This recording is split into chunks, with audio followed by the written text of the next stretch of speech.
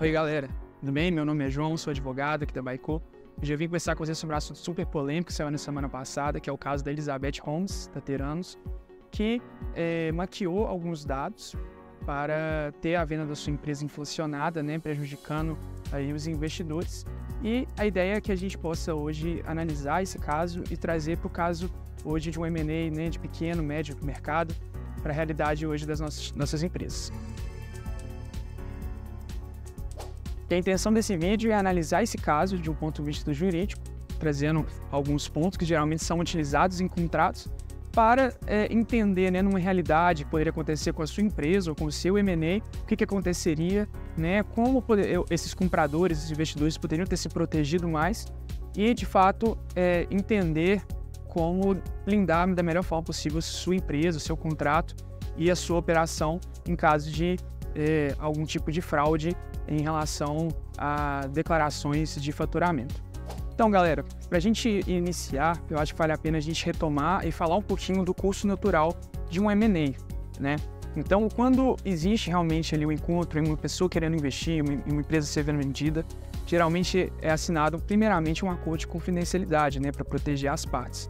E logo depois, eu gosto de falar que esse é o período em que começa o namoro, no caso, o investidor e os donos da empresa, os vendedores, eles estão ali analisando se aquilo faz sentido.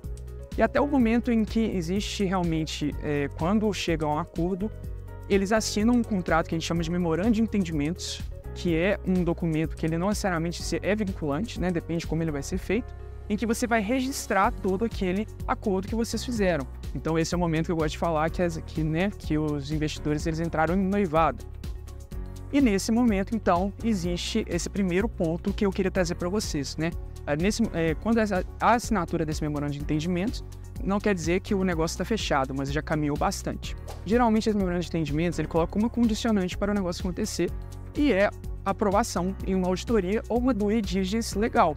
Então, esse é o primeiro ponto que eu queria trazer para vocês, como uma forma de blindar, fazer uma due diligence ou uma auditoria contábil da empresa que você está comprando, No caso, quando você está ali no lado buy side. Então, essa é a primeira forma de você se blindar e ter uma análise mais profunda, com uma consultoria especializada, no caso de todos os riscos envolvendo o negócio, riscos trabalhistas, fiscais, bancários, e também você ter uma auditoria que vai validar essas informações. Mas assim, nesse caso em tela, a gente sabe que existiu uma auditoria, a gente sabe que existiu o curso legal dos negócios. Então, o que aconteceu? Mesmo assim, o que poderia ser feito? E assim, no caso em tela, a gente consegue enxergar que mesmo havendo auditoria, mesmo havendo a due diligence, existiu a fraude desses números. E agora a gente precisa de entender o que aconteceria no caso concreto.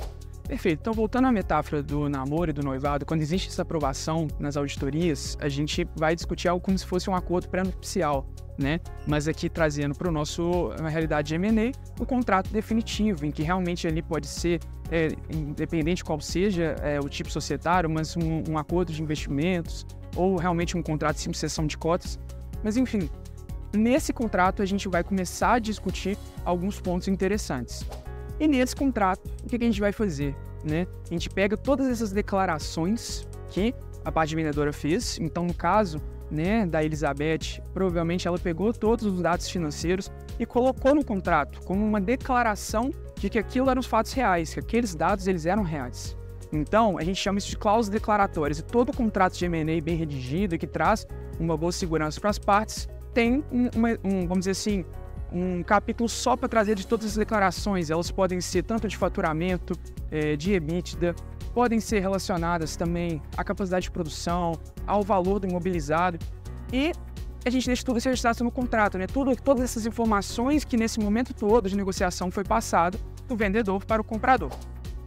E beleza, se essas informações foram falsas, o que acontece? O interessante é a gente pensar que toda obrigação que a gente coloca dentro de um contrato, que a gente assume, e nesse caso, que seria uma obrigação de falar a verdade, trazer os dados reais e declará-los de forma real, a gente traz uma consequência, e essa consequência a gente chama de cláusulas indenizatórias. E o que é isso? Nada mais são do que a compensação pela inveracidade daqueles dados. né, a gente tem que entender que muitas vezes, nesses contratos e nessas vendas, os sócios eles não estão no dia a dia da operação.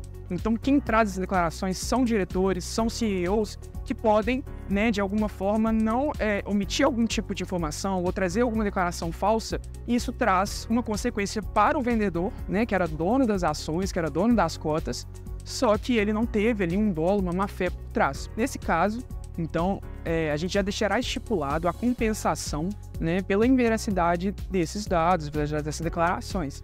E aqui é muito importante a gente entender uma coisa, né? O preço acordado, preço de venda, ele é diferente dessa indenização de dano, eles não se confundem.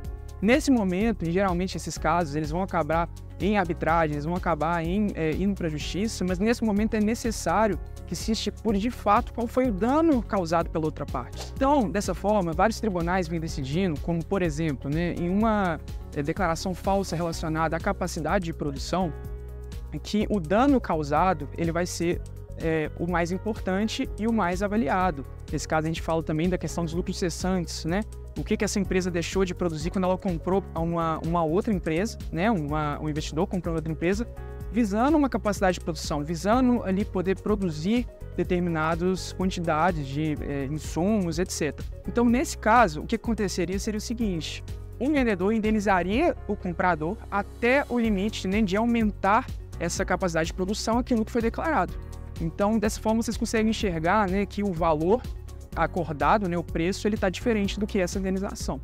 Então, a gente precisa sempre analisar o caso concreto, né, em todas as suas nuances. A gente precisa entender se essas declarações elas foram falsas em virtude de alguma má-fé ou se algum motivo que foi alheio à vontade do vendedor. E nesse caso, a gente analisará, né, principalmente em juízo ou através de uma arbitragem, qual que será a melhor forma de ter essa compensação, né? Mas é muito importante que a gente entenda que preço e indenização não se confundem. Por que não? Porque o preço, né, o preço de venda, ele é a contraprestação de uma obrigação de passar cotas, passar ação, passar ali a empresa.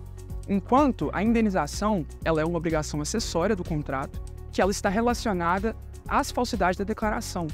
Então, a gente não consegue misturar as coisas. Então, gente, resumindo esse bate-papo, né, no caso concreto da Elizabeth, provavelmente existiram essas cláusulas e agora os credores, né, os compradores, eles vão buscar na justiça a indenização por falsidade dessas declarações. E não necessariamente eles vão ter o valor que eles pagaram de volta, ok? E para se proteger, né, sempre busque uma assessoria, tanto jurídica como um advogado ou propriamente a Baico, a gente consegue te ajudar a fazer um contrato que vai te trazer a maior segurança possível. A gente não consegue acabar 100% com risco, mas existem várias formas de mitigar ao máximo para que você faça um contrato mais seguro para vocês. Então, se você gostou desse conteúdo, deixe seu like, se inscreva no canal para mais notícias do M&A e do mundo dos negócios.